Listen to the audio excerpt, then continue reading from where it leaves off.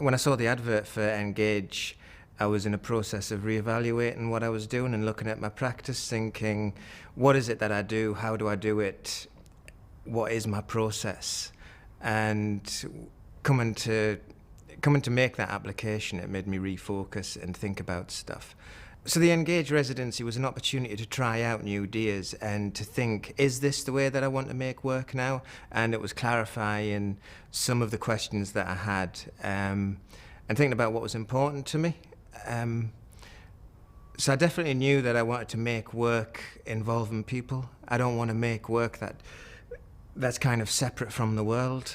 So in some ways, whilst I might make some studio-based work, all my work involves some kind of engagement with people or the world around me in order to either research or reference. And most of my work involves conversations. And those conversations might just be visual, so I'm looking at something and thinking about how I'm engaging with that person or that space or the object. There might be oral, there might be overheard, or I might actually engage somebody in a conversation. And also, I might just do some research about a location, because most of my work is not only kind of socially engaged, but it's also site-specific.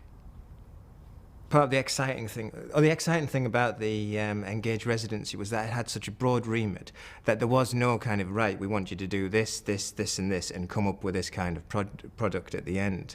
It's totally open, and on one hand that is liberating, but on the other hand it's kind of daunting. It's like you're the rabbit in the headlight of all that potential and all those possibilities. And also the other thing was that generally when you're looking at disability and you're looking at access, it's from the orientation of a person being in a wheelchair, and that's just like from a historical perspective because of how politicized disabled people have been in the past. And I engage with spaces far more psychologically, so it's not necessarily about whether a door is 1.6 meters wide. It's more about what that space contains and how big it is, or different objects within that space. So the whole thing about negotiating space from a psychological viewpoint rather than from a spatial viewpoint is it's from a very personalized perspective. Everybody can see that that door has to be that wide because chairs are generally a generic width, or scooters are a generic width. But I engage with space in my way, and somebody else would engage with space in their way.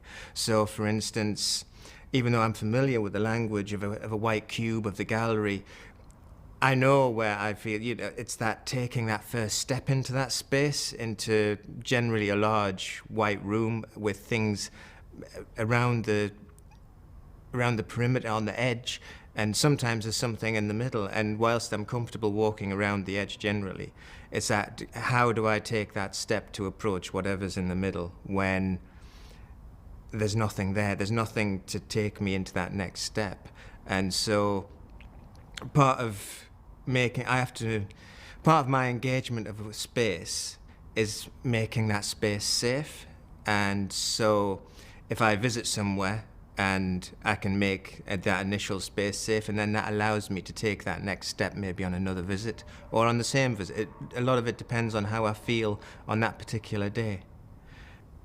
And so with an organisation like DCA, you walk into, and it's a vast door that kind of opens up. It's like some kind of mythical mouth monster, or the mouth of a mythical monster that opens up in front of you. It draws to a side, and there you are, just left with this huge space, down into the stairs or down across to the gallery. And it's how do you take that step into that space? And even though I generally feel comfortable and I know about kind of cultural organisations and cultural spaces and generally feel comfortable going into them, it's like, what if I'm not? Then how do I get through that door? And there's something about everybody being welcome, but how do I know that I'm welcome unless something is made explicit? It's like, how do I want to be invited. I want to come in. Have a cup of tea and kind of have some kind of, maybe, I know that you can't personalize every visit, but there's ways of of engendering that more kind of personal connection with a space.